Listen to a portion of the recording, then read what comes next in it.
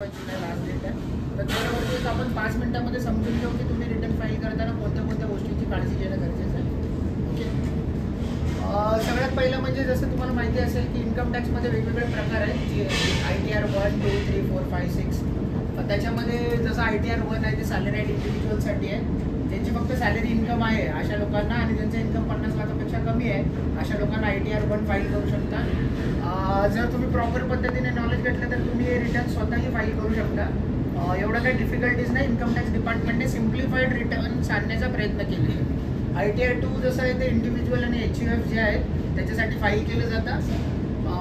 त्याच्यामध्ये ज्यांचं business income नाही ते इंडिव्हिज्युअल ITR 2 मध्ये आपलं रिटर्न फाईल करू शकतात. त्याचबरोबर ITR 3 मध्ये ज्यांचं बिझनेस इन्कम आहे म्हणजे जे ट्रेडिंग करतात किंवा काही ॲक्टिव्हिटीजमध्ये जसं आपल्यापैकी बरेच जण आहेत त्या ITR 3 मध्ये रिटर्न फाईल करू शकतात. त्याचबरोबर ITR 4 आहे प्रिझम्पटिव्ह टॅक्सेशन.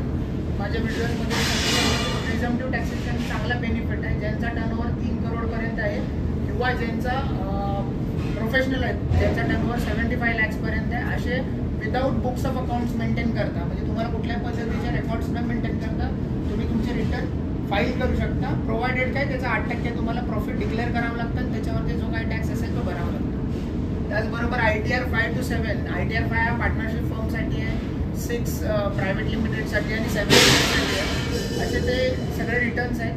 ज्यावेळी तुम्ही फाईल कराल कुणाला हेल्प हवी असेल तर त्यांनी फोन करा, नक्कीच मी मदत करेन. ड्यू डेट्स सध्या जे आता आहेत ते असे आहेत की 31 जुलै इंडिव्हिज्युअल आणि HUF त्यांच्यासाठी 31 जुलै ही लास्ट डेट आहे. 31 जुलैच्या नंतर तुम्हाला पेनल्टी लागू शकते.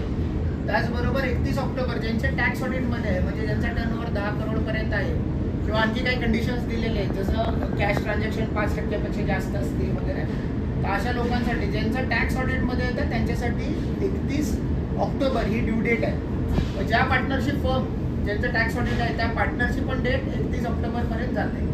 त्याच्यानंतरला येतं की 30 नोव्हेंबर हे ट्रान्सफर प्रायझिंगसाठी ऑडिट केलं जातं.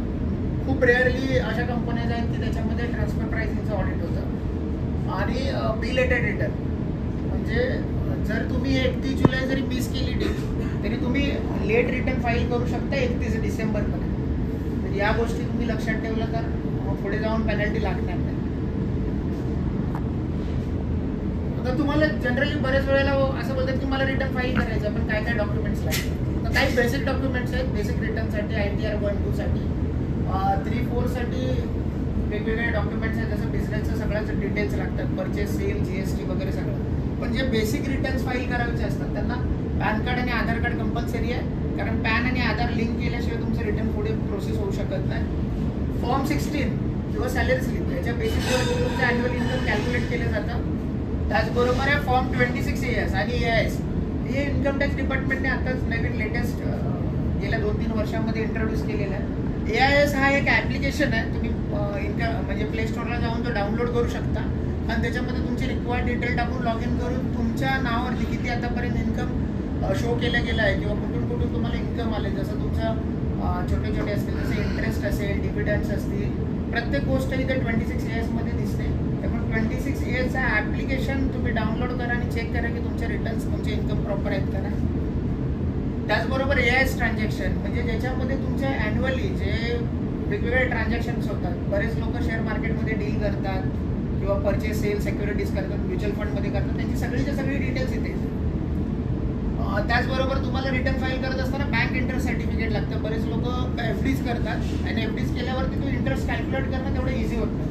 मग तुम्ही बँकेमध्ये गेल्यानंतर बँक इंटरेस्ट सर्टिफिकेट मागितलं तर ते इंटरेस्ट सर्टिफिकेट्सवरती तुम्हाला सगळे डिटेल्स देतात तुमचं इंटरेस्ट किती आहे काय आहे आणि त्या पद्धतीने तुम्हाला ते रिटर्न फाईल करायला हेल्प करू शकतो. त्याचबरोबर कॅपिटल गेन स्टेटमेंट आता बऱ्यापैकी आपल्यापैकी सगळेजण शेअर मार्केटमध्ये इन्व्हेस्ट करतात.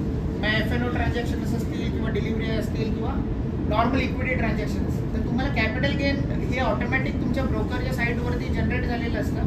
तर तुम्ही ब्रोकरच्या साईटवरती तुमचे जे काय असेल ऑनलाईन साईटमध्ये तुम्हाला ते भेटतील आणि त्याचा उपयोग करून तुम्ही तुमचं रिटर्न फाईल करू शकता. त्याच्यानंतर आहे ते इन्व्हेस्टमेंट ओल्ड रिजिम आणि न्यू रिजिम या 2 टॅक्सच्या रिजिम्स आहेत. न्यू रिजिममध्ये काही इन्व्हेस्टमेंटला जागा ठेवलेली नाही डिपार्टमेंटने पण ओल्ड रिजिम्स आहेत त्याच्यामध्ये अजूनही तुम्ही ATC ATT बरेचसे आहेत डोनेशन ATG ATGG वगैरे अशा बऱ्याचशा गोष्टींचा अजूनही तुम्ही डिडक्शन घेऊ शकता. त्याच्यामुळे जर तुम्ही ओल्ड रिजिममध्ये असाल तर आतापासून तुमच्या इन्व्हेस्टमेंटचे प्रूफ आणि सगळ्या डिटेल जमा करून ठेवा, जेणेकरून रिटर्न फाईल करताना तुम्हाला कोणत्याही प्रकारे त्याची अडचण होणार नाही. हे काय बेसिक डॉक्युमेंट्स आहेत. कॉमन मिस्टेक्स, ज्यावेळी तुम्ही एखादा रिटर्न फाईल करत असता त्यावेळी तुम्ही काय काय मिस्टेक्स करू शकता आणि त्या अवॉइड केल्यानंतरला तुम्हाला कसा फायदा होऊ शकतो रिटर्न फाईल करताना. सगळ्यात पहिला आहे की मिसमॅच फॉर्म 16 आणि 26 AS. बऱ्याच वेळेला असं होतं की आता अजून 31 मे अजून संपलेला नाही, त्याच्यामुळे काय बरेच लोक आहेत ना अजून TDS अपडेट करत नाही, TDS रिटर्न फाईल करत नाही, त्याच्यामुळे तुम्हाला त्याचा क्रेडिट भेटत नाही. आणि जर तुम्ही हे 26 AS आणि फॉर्म 16 वगैरे जर मॅच करून नाही बघितलं तर भविष्यामध्ये तुम्हाला एखादी नोटीस येऊ शकते आणि त्याच्यावर तुम्हाला एक्सप्लेनेशन मागू शकते. त्याच्यामुळे या गोष्टी तुम्ही जेव्हा स्वतःहून रिटर्न फाईल करत असाल किंवा तुम्हाला जर स्वतःचं रिटर्न चेक करायचं असेल तर तुम्ही या गोष्टी प्रामुख्याने लक्षात घ्या. त्याच्याबरोबर बऱ्याच वेळेला असं होतं की आपण बऱ्याचशा बँकेमध्ये अकाउंट ओपन करतो, बऱ्याचशा ठिकाणी आपण इन्व्हेस्टमेंट करतो, पण आपल्याला त्याचं इंटरेस्ट माहिती नसतं, डिव्हिडंड माहिती नसतं. आत्ता काय झालं, इन्कम टॅक्सच्या दृष्टिकोनातून कम्प्युटराइज सिस्टम आलेली आहे, त्याच्यामुळे जर ते ऑटो मॅच करतात आणि जर तुमच्या कोणत्या ना कोणत्या तरी बँकेमध्ये इंटरेस्ट आला, भले तो 50 रुपये 100 रुपयाचा जरी असू दे, पण तो तुम्ही रिपोर्टिंग नाही केला तर तुम्हाला ऑटोमॅटिकली सिस्टम जनरेटेड नोटीस निघू शकते. त्याच्यामुळे तुम्ही काळजी घ्यायची, प्रत्येक बँक अकाउंट सगळ्या ज्या गोष्टी आहेत त्या दाखवता येईल याची काळजी घ्या. त्याच्यानंतरला तुम्ही जेवढी इन्कम टॅक्सच्या रिटर्न्समध्ये बँकेच्या डिटेल्स भरता रिफंडसाठी, जर ते बँक अकाउंट डिटेल जर चुकी असतील तर रिफंड भेटणार नाही आणि त्याला डिले होऊ शकतो. 3 महिन्यावरून 6 महिन्यापर्यंत जाऊ शकता. आत्ताच्या घडीला बऱ्याच केसेस असं झालं आहे की तुम्ही रिटर्न फाईल केल्यानंतर 3 ते 4 दिवसामध्ये तुमचे रिफंड्स आले. मग हे रिफंड्स तुमचे 6-6 महिने अडकू शकतात जर बँक अकाउंट प्रॉपर दिले नाही. त्याच्यानंतरला म्हणजे तेच आहे, AISTIचे ट्रान्झॅक्शन जसे सांगितले ते प्रॉपर पद्धतीने हे करा जेणेकरून नोटीस येणार नाही. आणि रॉंग ITR फाईल करू नका. रॉंग ITR फाईल केलं तर सेक्शन 139(9) मध्ये तुमचं रिटर्न डिफेक्टिव्ह ठरवलं जाऊ शकतं आणि तुम्हाला त्याचा बेनिफिट भेटू शकत नाही. त्याच्यामुळे या काही कॉमन मिस्टेक्स आहेत त्या अवॉइड करायचा प्रयत्न करा रिटर्न फाईल करत असताना.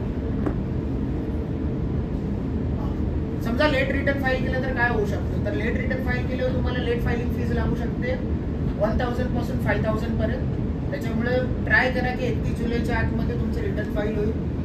इंटरेस्ट लागू शकतो. बऱ्याच वेळेला असं होतं की रिटर्न लेट फाईल झाल्यानंतर आपण बोलतो चला ठीक आहे 1000 ते 5000चाच प्रश्न आहे ना, तसं नाही. बऱ्याच वेळेला काय होतं, तुमचा जो टॅक्स असतो त्या टॅक्सवरती पण सेक्शन 234 A, B, C वेगवेगळे सेक्शन्स आहेत, त्या पद्धतीने तुम्हाला इंटरेस्ट पण लागू शकतो. सो त्यामुळे लेट रिटर्न फाईल केलं तर फक्त 5000 नाही लागणार, टॅक्सवरचा पण इंटरेस्ट लागू शकतो. त्याचबरोबर काय, जर एखाद्या वेळेला या वर्षामध्ये तुमचे काही लॉसेस असतील, म्हणजे बऱ्याच वेळेला कॅपिटल गेनमधून होतो, इक्विटीमधून होतात किंवा बिझनेस लॉसेस असेल, जर तुम्ही लेट रिटर्न फाईल केलं तर ते लॉसेस तुम्हाला कॅरी फॉरवर्ड करता येत नाही. जर तेच रिटर्न जर तुम्ही टायमात फाईल केले तर पुढच्या 8 वर्षापर्यंत ते लॉसेस कॅरी फॉरवर्ड करू शकता, जेणेकरून पुढच्या 8 वर्षामध्ये कधीही तुम्हाला जर प्रॉफिट झाला तर त्यासमोर तो सेट ऑफ करता येईल आणि तुमचा टॅक्स वाचवता येईल. त्याच्यामुळे लेट रिटर्न फाईल करा, जेवढं होईल तेवढं अवॉइड करा आणि नोटीस इन्कम टॅक्स डिपार्टमेंटकडून नोटीस येण्यापासून वाचू शकता. So thank you very much. या सगळ्या काही गोष्टी होत्या.